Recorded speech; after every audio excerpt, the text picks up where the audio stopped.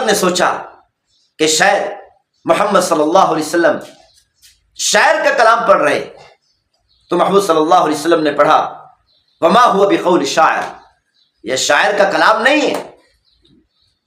عمر پھر سوچ میں پڑ گئے، شاید کاہن کا کلام پڑھ رہے ہیں۔ تو پیغمبر صلی اللہ علیہ وسلم نے پڑھا وما هو بقول کاہن، یہ کسی کاہن کا بھی کلام نہیں ہے۔ تو عمر اور سوچ میں پڑ گئے، یہ ایسا کیسا کلام ہے جو شاعر کا بھی نہیں ہے۔ جیسے ہی اس آیت مبارکہ پر پہنچے، اننی انا اللہ لا الہ الا انا فاعبدنی واقم الصلاۃ لذکری، اس سردار نے آ کر حضرت عباس سے کہا میں نے آج ایک ایسی چیز دیکھی ہے جو آج تک کبھی نہیں دیکھی، لگتا ہے کہ کچھ ہونے والا ہے، کوئی عجیب واقعہ پیش آنے والا ہے۔ حضرت عباس نے فرمایا جی ہاں، جس کو تو نے دیکھا وہ محمد بن عبداللہ ہے صلی اللہ علیہ وسلم، اور ان کے پیچھے ان کے چچا زاد بھائی حضرت علی ہیں، اور ان کے پیچھے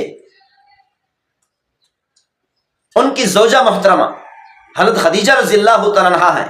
ایک مرتبہ محمود صلی اللہ علیہ وسلم حجر اسود اور رکن یمانی کے درمیان میں قرآن مجید کی تلاوت فرما رہے تھے۔ حضرت عمر جو ابھی تک مسلمان نہیں ہوئے تھے، مسلمان ہونے سے ایک رات پہلے مسجد حرام میں آئے تو دیکھا کہ پیغمبر صلی اللہ علیہ وسلم قرآن مجید کی تلاوت فرما رہے۔ اس کو تو معلوم نہیں تھا کہ قرآن مجید کیا ہوتا ہے۔ دیکھا محمود صلی اللہ علیہ وسلم کچھ پڑھ رہے ہیں تو حضرت عمر غلاف کعبہ کے اندر چھپ چھپ کر محمود صلی اللہ علیہ وسلم کے قریب پہنچ گئے۔ پیغمبر صلی اللہ علیہ وسلم جو کلام پڑھ رہے تھے وہ سننے لگے۔ اس وقت محمود صلی اللہ علیہ وسلم ایسی آیت مبارکہ پڑھ رہے تھے جن کے اندر سجا بندی تھی۔ تو عمر نے سوچا کہ شاید محمد صلی اللہ علیہ وسلم شاعر کا کلام پڑھ رہے، تو محمود صلی اللہ علیہ وسلم نے پڑھا وما هو بقول شاعر، یہ شاعر کا کلام نہیں ہے۔ عمر پھر سوچ میں پڑ گئے، شاید کاہن کا کلام پڑھ رہے ہیں۔ تو پیغمبر صلی اللہ علیہ وسلم نے پڑھا وما هو بقول کاہن، یہ کسی کاہن کا بھی کلام نہیں ہے۔ تو عمر اور سوچ میں پڑ گئے، یہ ایسا کیسا کلام ہے جو شاعر کا بھی نہیں ہے، کاہن کا کلام بھی نہیں ہے، یہ کون سا کلام ہے؟ دوسرے دن قریش کے سرداروں نے عمر کو بھیجا کہ جاؤ قصہ تمام کر کے۔ کافی عرصہ سے قریش کے لوگ پریشان ہیں کہ محمد صلی اللہ علیہ وسلم ہمارے معبودوں کو، ہمارے بتوں کو برا بلا کہتے ہیں، ہمارے خداؤں کو برا بلا کہتے ہیں، آج کام تمام کر کے آؤ۔ عمر اپنے ہاتھ میں ننگی تلوار لے کر چل پڑے۔ راستے میں ایک صحابی ملے، پوچھا عمر کہاں کا ارادہ ہے؟ عمر نے کہا آج میں کام تمام کرنے جا رہا۔ اس صحابی نے کہا پہلے اپنے گھر میں جا کر اپنی بہن سے پوچھ، تیری بہن کلمہ پڑھ کر مسلمان ہو چکی ہے، تیرا بہنوئی بھی کلمہ پڑھ کر مسلمان ہو چکا ہے۔ عمر غصے میں آ گیا، یہ کیسے ہو سکتا؟ اپنے گھر کی طرف چل پڑے۔ ہمشیرہ کے گھر میں پہنچے، دروازہ کھٹکھٹایا۔ اس وقت عمر کی بہن اور بہنوئی کو ایک صحابی رضی اللہ تعالیٰ عنہ قرآن مجید پڑھا رہے تھے۔ انہیں جلدی سے اپنے استاد کو بھی چھپا دیا اور قرآن مجید کے نسخے کو بھی چھپا دیے۔ عمر اندر آئے، پوچھا کیا کر رہے تھے؟ خاموش۔ سختی سے پوچھا تو بتایا ہاں ہم مسلمان ہو چکے، آخر الزمان نبی صلی اللہ علیہ وسلم کا کلمہ پڑھ چکے ہیں۔ اپنے بہنوئی کو مارنا اور پیٹنا شروع کر دیا۔ بہن قریب آئی تو اس کو بھی پیٹنا شروع کر دیا۔ بہن نے کہا عمر جس ماں کا دودھ تو نے پیا ہے اسی ماں کا دودھ میں نے پیا ہے۔ ہاں میں اقرار کرتی ہوں میں مسلمان ہو چکی ہوں، میں کلمہ پڑھ چکی ہوں، تو زیادہ سے زیادہ کیا کر سکتا ہے؟ ہمیں قتل کر سکتا ہے، ہماری جانوں کے ٹکڑے کر سکتا ہے، ہمیں ختم کر سکتا ہے، لیکن ہمارے دل سے ایمان کے نور کو نہیں نکال سکتا۔ اپنی بہن کی زبان سے یہ الفاظ سنے، غصہ ٹھنڈا پڑ گیا۔ عمر نے کہا مجھے بھی وہ نسخہ لا کر دکھاؤ جو تم پڑھ رہے تھے، وہ کلام مجھے بھی لا کر دکھاؤ جو تم پڑھ رہے تھے۔ ہمشیرہ نے کہا تو ناپاک ہے، ایسے تیرے ہاتھ میں وہ کلام نہیں دے سکتے، تجھے پہلے غسل کرنا پڑے گا۔ عمر نے غسل کیا، پھر اس کے بعد قرآن مجید کا نسخہ ہاتھ میں لیا، پڑھنا شروع کیا۔ اعوذ باللہ من الشیطان الرجیم، بسم اللہ الرحمن الرحیم، طه ما انزلنا علیک القرآن لتشقى الا تذکرة لمن یخشى۔ حضرت عمر یہ کلام پڑھتے جا رہے تھے اور آنکھوں سے آنسو نکلتے جا رہے تھے۔ جیسے ہی اس آیت مبارکہ پر پہنچے، اننی انا اللہ لا الہ الا انا فاعبدنی واقم الصلاۃ لذکری۔ اس آیت مبارکہ پر پہنچے، دل کے اندر یہ کلام اتر گیا اور کہنے لگے مجھے بھی کلمہ پڑھا۔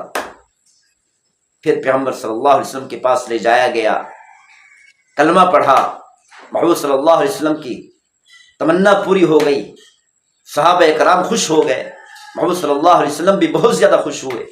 قریش کا سردار ایک مرتبہ حرم شریف کے اندر آیا، بیت اللہ شریف کے پاس آیا، مسجد حرام میں آیا، آ کر کیا دیکھتا ہے کہ ایک شخص مقام ابراہیم کے پاس کھڑے ہو کر کچھ کر رہا ہے، اس کے پیچھے تقریباً 16 سال کا بچہ بھی کھڑا ہے، پھر اس کے پیچھے ایک عورت بھی کھڑی ہے۔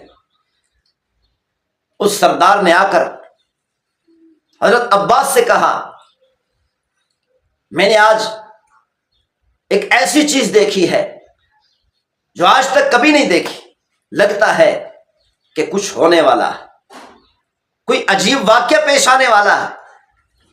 حضرت عباس نے فرمایا جی ہاں، جس کو تو نے دیکھا وہ محمد بن عبداللہ ہے صلی اللہ علیہ وسلم، اور ان کے پیچھے ان کے چچا زاد بھائی حضرت علی ہیں، اور ان کے پیچھے ان کی زوجہ محترمہ حضرت خدیجہ رضی اللہ تعالیٰ عنہا ہیں۔ یہ نماز پڑھتے ہیں، اپنے رب کی عبادت کرتے، کیونکہ پیغمبر صلی اللہ علیہ وسلم نے یہاں پر سب سے پہلی نماز پڑھی، اور حضرت جبریل علیہ السلام نے آ کر پیغمبر صلی اللہ علیہ وسلم کو نماز سکھائی، اور پیغمبر صلی اللہ علیہ وسلم اسی طرح نماز پڑھا کرتے تھے۔ آگے پیغمبر صلی اللہ علیہ وسلم کھڑے ہوتے، محبوب صلی اللہ علیہ وسلم کے پیچھے حضرت علی رضی اللہ عنہ کھڑے ہوتے، ان کے پیچھے حضرت خدیجہ رضی اللہ عنہا کھڑی ہوتی، اس ترتیب سے نماز پڑھا کرتے تھے۔